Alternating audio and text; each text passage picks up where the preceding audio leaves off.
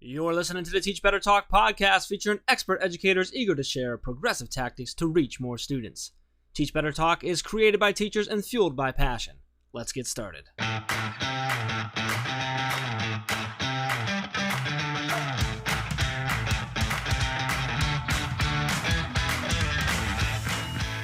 Hey everyone, welcome to episode 153 of Teach Better Talk. I'm Ray Hewart, and as always, I'm with my incredibly supportive friend, Jeff Gargis. Whoa, I was kind of like waiting and anticipating like the backhanded compliment or the incredibly something not very nice, but that ended up being pretty nice. Thanks, Ray. Well, of course I said something nice because it wasn't my word. Adam is the one who submitted this, Adam Colts, who is a... Adam who? I don't think that's his last name. Wait, Cotus? Say it again. C-O-T-T-O-S? Cotus? Yes. Cotus? Yeah. I think that's how I say his last name. Adam, if that's not how you say your last name, shoot me a message on Twitter and let me know. In fact, call me out in front of the world.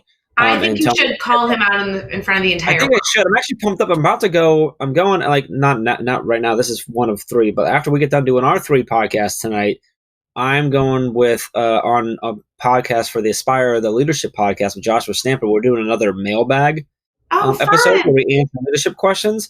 And Adam was one of the first ones to jump on. We had a whole bunch of people submit questions for this week, so we're super pumped up. But I think we're going to do Adam's too. Adam's a huge supporter. Awesome. Hey, I'm not trying to call you out or like give you a compliment in any way, but the Joshua Stamper work that you guys have been doing with the Mailbag, I really enjoyed your first episode. I'm glad you're doing another. Yeah, it was a lot of fun. We're talking a little bit tonight about like trying to explore, like we might do video tonight and put up on YouTube. We might look for different ways to do that. And I think we're going to eventually put them out on our station, on our show as well as like a bonus episode down the road. But I'm not sure if that's going to happen. So make sure you subscribe to Aspire, the leadership podcast with Joshua Stamper. Josh has been on our show on Teach Better Talk. We've both been on his. I think were we on his together? Yes. But he's a good dude. He was one of the guys that came out to the Teach Better Conference 2019 and brought his podcast out, did a bunch of really great episodes there. He's on our Teach Better Speakers Network. He's going to a couple conferences this summer with us. Just a good guy. It was a lot of fun. He reached out. It was just something he was trying to do to give his audience a little something. He was getting some questions and wanted to answer. And he asked if I do it, and I did it. We had a blast. So I told him, I said, hey, if you ever want me to do it again, I'm up for it. And he reached out actually this morning. He's like, hey, you want to do it tonight? I'm like, let's do it. So, hey, I was literally talking to him not 15 minutes before we started recording this episode. So do you think he's more of a Ray fan than a Jeff fan? What do you think? You know what? I'm going to ask him. I actually think he might be one that I might win. I might. Whoa. Might. What do you mean you might win? Like 9 out of 10 are probably going to go Team Ray, but I think I can get Joshua on the Team Jeff. I am appalled that you just said that. I'm going to Vox him. I won't give you a 10 out of 10. I will absolutely Vox him right this moment. I do agree that about 9 out of 10 pick me, but I think Josh is in that 9 range. I really do. Well, whatever. It is what it is. So moving on. Thanks to Adam for the word. Appreciate that. Shout out to Josh for being awesome. Yeah, we could talk more about Josh. That'd be fine. But we have someone even cooler I thought we'd talk through. Yeah, so it's kind of a cool twist and connection to this episode. So our awesome guest today is actually preparing to release, publish her book, and she's publishing it with our friends over at EduMatch. And if you don't know EduMatch Publishing is founded by someone who's super awesome, Sarah Thomas, who has been a guest on this podcast. She was way back at episode number 27. Can you believe that? I know, teachbetter.com/podcast/Sarah Thomas. That's Sarah with an H, Thomas. The episode was called Stay Authentic, and I literally still to this day, that's the best word to describe Sarah, I think, is just authentic all the time. She's just so like her. But so Sarah's, she would refer to herself as just like she's an educator. That's the primary thing that she is. She's a regional tech coordinator. She's the founder and CEO of EduMatch Publishing. She's a speaker, a sought-after speaker. She's a leader, a coach. She's phenomenal. I just wanted to give her a shout out because we do talk about, EduMatch on here, but we didn't get, normally when we talk about EduMatch on our podcast, which happens every now and then, we like take a minute, we sidestep, and we talk all about Sarah. We didn't do that, so we're going to do that right now. So if you're not following Sarah, first off, I love her Twitter handle. It's Sarah Teacher with TEECHUR. And I remember that was the first way I discovered her was through Twitter, and I'm like, I love that handle. And then I didn't realize how cool she was, but she's awesome.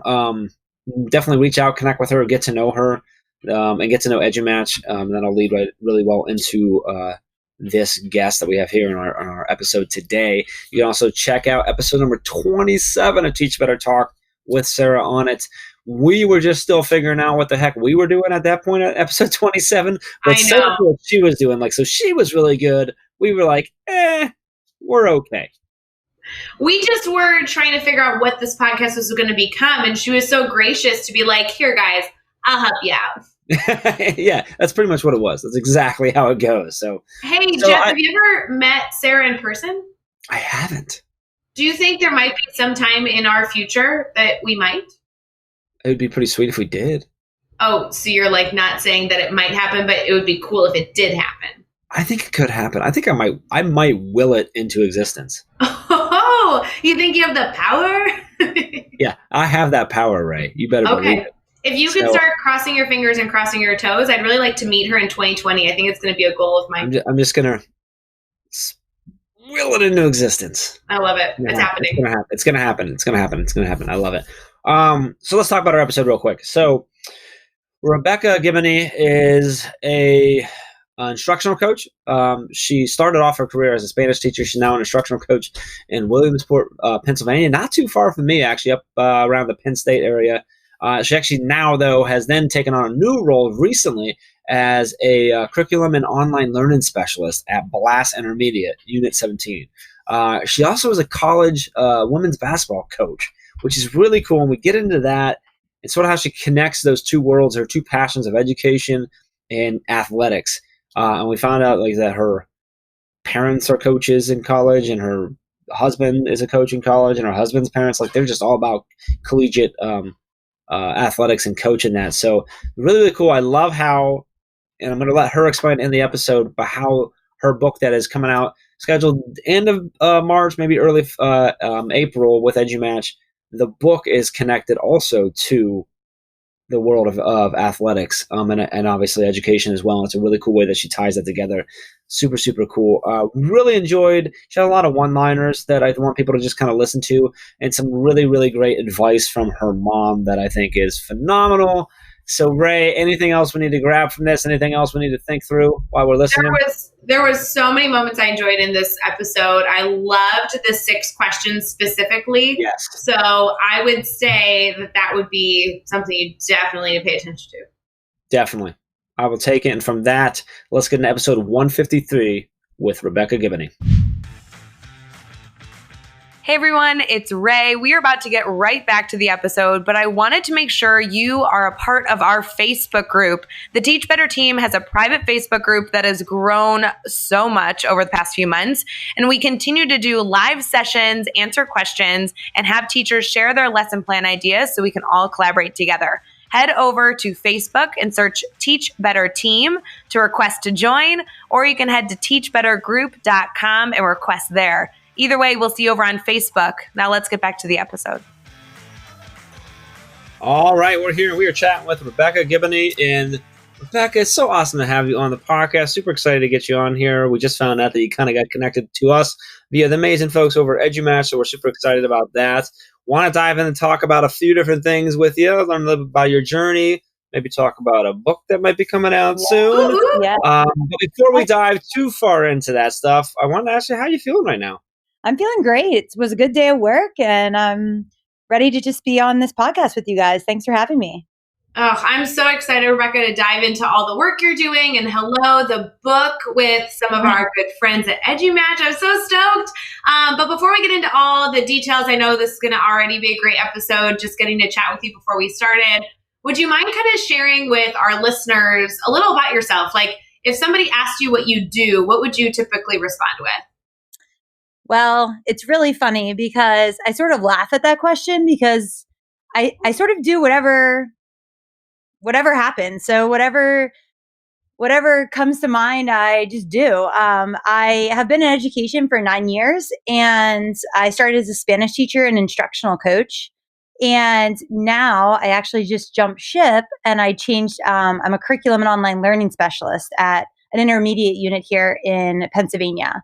But on the side, I also coach college basketball at my alma mater. So pretty busy, and I just enjoy doing whatever needs to get done. Wow. So you coach where do you coach college ball? Lycoming College, it's a small division Okay. in Williamsport. Yeah. Yeah, I'm familiar. Yeah. Interesting. That's really cool. So awesome. So I want to dive in. We talk on this podcast a lot about failure. I'm always saying that I've been fortunate enough to fail a lot in my life.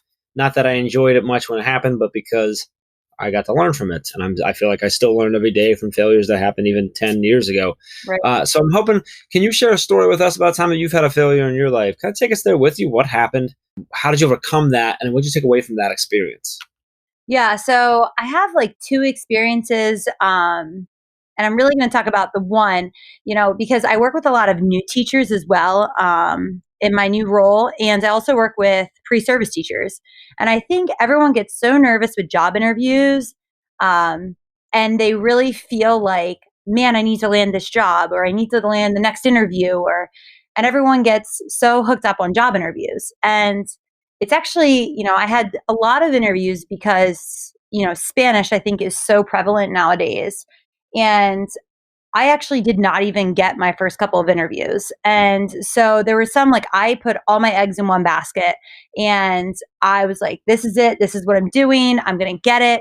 And the job interview process was tough. It was really tough. And I think, like, the more I talk with teachers and they get so bent out of shape with these job interviews, I mean, don't get me wrong, you need to be prepared and everything, but I think it's okay to remember you're not going to get every job you interview for. And so when I didn't get my first job, it was a huge setback. And I was like, wow, like, can I really do this? And I think that's something in our occupation now with educators is, we get so discouraged easily sometimes. So I had a really good support system and they had me bounce back, and, I wouldn't have it any other way now. So. Yeah, I love that story because I think that is right. I think too many people, and beyond educators, just everyone in general, thinks that I got a job interview, so now I got a job, and it's not about that one interview. It's about how many interviews can you line up so you have your best options. How many at-bats can you have to get up there and get a shot for it. So I love that story. And it's the same thing when we talk about lesson planning, right? It's the same thing we work on with our students when we talk about things like, mastery learning and your first attempt in learning and, learning how to fail and get back up and try again and overcoming those things. So great story. I love that. So let's flip it around. Let's talk about a successful moment now. And this could be something big or small, but tell us what happened. Why was it a success for you? And what did you take away from that experience? So I already mentioned I just started a new job. And so curriculum and online learning specialist. And in Pennsylvania, we have intermediate units and we service so many districts in our regions. And so I got done reading this book. It was Rachel Hollis. I love her. I know, right? The Girls Stop Apologizing. And of course, we get on the Rachel Hollis bus and I, interviewed for this job and I'm like, I'm going to do it no matter what. And it was super outside my comfort zone. I was like, I'm not sure if I'm ready. I don't know if I want to leave the classroom, but I took the leap of faith. And I ended up getting this new job, and it took me a little bit to get used to it. And everyone keeps asking me, do you like it? How's it going? But I think it was the right move at the right time. And at this point in time, I think this is a huge success for me, just sort of stepping out of my comfort zone and doing something beyond me a little bit. Okay, do you love that Jeff giggled when you said Rachel Hollis because he knew that I was going to geek out? I know. She's definitely my girl. So, yeah. I just love being around really good people, and whether it be her books or podcasts or anything else, don't you feel like it pushes you? And I think that surrounding ourselves with content that makes us better is really long-term going to change not only what we're able to do, but what we're able to support others in doing. 100%. 100%. I just love hearing about her failures even too. And then her successes and how she pushed through it. It's really motivational. I love all of her stuff. Jeff, is this at the point where you decide that you're not going to pay attention to the podcast anymore and Rebecca and I are just going to keep chatting? I'm sorry. What's going on? Yeah, Who's this? exactly. I'll be back in a little bit. Let me know how it goes. All right. Well, Rebecca, I have to say, while Rachel Hollis has accomplished a lot, I know that you continue to accomplish a ton. And I have to know kind of what keeps you excited about education, because I know that, every single person, whether they're, an active listener to this podcast, or maybe this is their first episode they're listening, they all have something that fuels them and keeps them excited about education. So what's really fueling you in all that you're doing? Yeah, so I'm definitely someone I love sharing my educational voice and advocating for educators. I always talk with people about your why with Simon Sinek, but is that another good one for you? Do you like Simon Sinek? Oh, we were totally bonded, girl. Yeah. So when we talk about our why, and I always say your why evolves. And so now in this new part of my life with this new role, I feel like my why is a really big instiller of hope for some educators, because it can be exhausting. Any job really can. But if I can give hope to anyone, like an educator out there, that's definitely what I aim to do. And so that keeps me motivated. And a big thing for me too is I'm always setting goals for myself. And that could be the athlete side of me and the competitive side, but I'm always looking, that one next thing, not one more thing, but one next thing that can push me to make me a better educator. I always tell our students, if you're becoming an educator, you're dedicating yourself to become a lifelong learner. So all those goals and things like that just sort of adds to that. Absolutely, it does. No, that's super important. So with that being said, obviously you've provided a lot of advice so far, but if there was one piece of advice that you needed to, share with teachers, whether they be new to the field or, even a veteran teacher, with everything they're able to do, all the coaching elements that you're a part of, what type of advice does a teacher need in this day and age to kind of encompass that progressive mindset? Yeah. So for me, I like to practice, if you're not failing, then you're not doing it right. There's no one cookie cutter teacher. And I think everyone gets so caught up in that. It's important as a teacher and an educator, anyone, to take risks and try new things in your classroom, even if you look crazy doing it.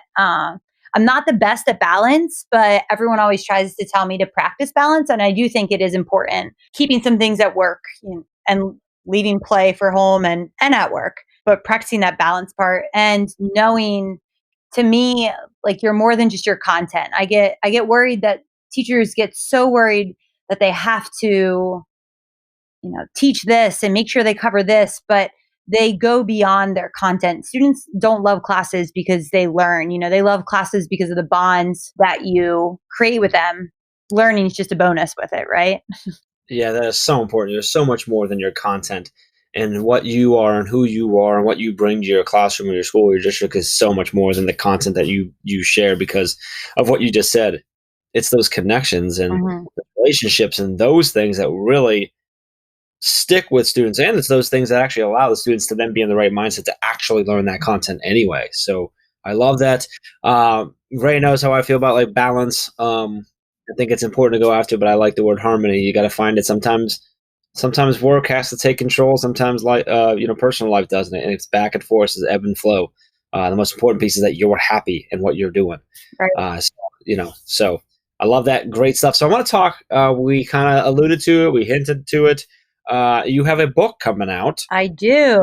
Very soon. When is it out? Well, it's looking like it's going to be the end of March here, beginning of April. So. Okay. And that is being done with the amazing folks over at EduMatch, our good friends, correct? Yes, it is. So tell us about the book. Sort of, what's it about? I don't know if you're allowed to share what you're allowed to share. Don't get yourself in trouble. But what have you shared the cover out yet? Is that out yet? I have not shared the cover yet. So the cover's not even out it's yet. My favorite part. I love. I know. Have you seen the cover? Do you have the cover? Is it approved and stuff? It's pretty much approved. I'm creating some of the people back at home with me. I'm trying to keep it all local, or helping me create what I'm trying to envision. But I do have a title. So the title is called The Tiebreaker. The Tiebreaker. Ooh, okay. So can you tell us what that means and what that's about? So what I did was I blended my two passions in life, which is sports and athletics and competitiveness and education. And so I discussed how time in my life when I was really torn between the two loves of my life, education and basketball, and how I blended them together as an instructional coach. So the book actually reads as a scouting report that I typically would give to my basketball players before games. We usually watch game film, and that's my role in the basketball team. I do the scouting report. So I wrote it like a scouting report, and it's for teachers and teacher leaders to help build a culture of gamification and professional learning. So as an instructional coach at my district, I started realizing like we just got stagnant. There were days like I was like blah, I didn't want to go into work. And I'm like, that's not how it should be. You should be having fun in everything you do. So I tried to bring the fun to school and to work, and I gamified everything we did in school. So I'm sort of trying to build that culture. We talk about gamification with students, but I brought it to the adult learning portion, and it was really fun. So, That sounds so freaking cool. yeah, I'm really excited. We'll see. That's really neat. So you talk about athletics and stuff like that. So I'm assuming you've played, sports for, I'm assuming, most of your life. Yep. What more is it? Was basketball your sport, or were there others? What were your sports? Yeah, so basketball was my sport. It's sort of like the family sport. Gotcha. And then I played a little bit of lacrosse. But Okay. my family is all coaches as well. My husband's the men's soccer coach at Lycoming College. Okay. And then his whole family is all college coaches as well. So Wow. yeah, we're sort of surrounded in the whole college coaching realm. No kidding. Yeah. All right. Yes. Basketball's the orange one you like throw, right? Yeah. Ray only knows soccer. I only know soccer. Oh, there you go. There you go. I'm only learning that right now. Soccer. I mean, she's a little off because she's a Chicago Fire fan, but she likes soccer. Okay, but I also watch English Premier League. Let's not hate on Tottenham. Okay, Yeah. come on. There you go. True. You're right a little bit there. So that's awesome. I'm super excited about the book. I hope you keep us updated with it. For sure. Include it with notes and stuff, and EduMatch folks. Really, really cool there. So. All right, let's have some fun. Not that we're already having fun, but let's have some more fun here. Let's do what we're going to do. The next 6 questions we're going to go through, and your goal is to answer each one in 15 seconds or less. You ready to go? I'm ready. Wait, yes, I'm ready. I'm getting ready. Game. Wait, maybe on. The game. maybe I'm not. Yes, I am. Okay, and break. What is one ed tech tool you cannot live without? Wakelet. What is a good book you're reading right now? The Infinite Game by Simon Sinek. Who do we need to follow on Twitter or Instagram today? Of course, Rachel Hollis and Simon Sinek. And then my boy Livingstone in Africa and Kenya. And let's see, what's a good YouTube channel or website for educators? I like Jerry Brooks and the Cult of Pedagogy. And give us a daily, weekly, or monthly routine every teacher should get into. Exercise and treat yourself. Nice. And what is the best piece of advice you've ever received? My mom says it to me all the time. 5 minutes or 5 years. What's going to matter? Wow. Interesting. I like that. Okay, wait. First of all, the whole treat yourself. I'm totally like cheating, but I'm looking at your notes. I like that coffee is mentioned as a treat yourself. That's awesome. I love just going and sitting for coffee. Oh, Rebecca, we are like the same human being. We are officially best friends. Yeah. I Ray drives like 6 hours to go to a coffee shop. don't go That's 6. right. It's the best place.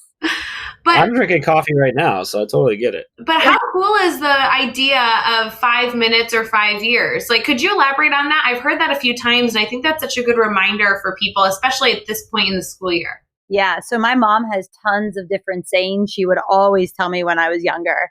And something she tells me still to this day is like when something's bugging me, and it could be something small and petty or something big, and she'll say, is it going to matter in 5 minutes or 5 years? If it matters in 5 minutes, forget about it. If it matters in 5 years, well, then you might need to deal with it. So yeah, it helps me get myself to move past some things. So it's super important. That's just all about putting yourself in having perspective on the current situation and why it's really bothering you or not. So I being an athlete, this is going to be really good. But Ray, I think she won the trophy. I mean, she blew through. Trophy. Wonderful. So we'll flip it over. I'm already concerned that even hours from now, I'm going to be debating this whole like 5 minutes or 5 years. I mean, every situation for the rest of my evening, I'm going to be thinking about this. So absolutely tripping. My mom tends to do that. Although the sayings stick with us forever. So she's going to come on the podcast next, right? Oh, for sure. I like that idea. Let's make that happen. She's an She educator. is. She is. What is she a coach as well? Retired coach. But yeah. What did she coach? She coached field hockey and lacrosse. Oh, okay. She's got to come on. Oh, yeah. Sure. So she's a retired educator too? No, she has about, I don't know how long, 4 or 5 more years, but she's trying to innovate and do all these cool things. So I'm proud of her. Yes. You need to pass on. Yeah, we need to bring her on too. I want to hear from her perspective. Yeah, her perspective is very unique. So I love it. And we'll change hers. Instead of best piece of advice you've ever received, it'll be best piece of advice you ever given, and she'll say the same thing. I don't know. That's a pretty good one. That's a pretty creative. I'd like to hear what the best is that she's ever received, and see if it's that one or if there's some other one. Like I could. Yeah, all right, we're excited. We're getting way off topic, but I'm super excited to have your mom on the show now. So. Wonderful. You let me know. Great. Well, Rebecca, I'm so confident our listeners are not only loving our conversation and oogling with us about Rachel Hollis, but also talking about the amazing book that you have coming out with EduMatch within the next, like super soon. Yeah. So I want to make sure that our listeners can connect with you, so they can not only connect with you to further learn about the amazing things that you're sharing on, but also to grab their copy of the book and hopefully write a review for it, because I think that is just a great opportunity for educators to share their love for the books they like. So would you mind kind of sharing how people can stay connected? Yeah, so definitely you can follow me on Twitter, Instagram. It's at Gibboney Rebecca. I do have a website that we will post, and definitely the book. Something that's unique with the book that I'm trying to do is build a database and sort of like a hub for adult learners to share all their adult gamification. So ooh, I like the sound of that. Yeah. So in my book, on the last page, it's called Overtime, and it's going to take readers to a website, and I'd like to get them on a podcast and talk about how they've done the gamification with adult learning and share their resources, so we can have this big free network of gamification. That is super cool. I love that. Make sure to keep us updated on that book. Yeah. And you listening, you can find all the links, all the resources, everything we talked about in this episode over at teachbetter.com, as well as the links for connecting with Rebecca, catching her book when it comes out, getting that super cool database that she's talking about, and keep the conversation going. So make sure you check out the show notes over at teachbetter.com for all of that. Be sure to hit subscribe so you don't miss any upcoming episodes. And if you can give us a rating and a review, we'd really, really appreciate that as well. And let's keep taking this one step further. Think of just 3 of your colleagues who need to hear these amazing stories, and share this podcast with them. Rebecca, this was awesome. So happy to have you on. Really glad. Super excited for you, everything you have going on. And the book coming, everything like that. Just thank you for taking some time out of your day and chat with us. Thank you. Yeah, thank you guys for having me. And until next time, let's get out there and let's teach better.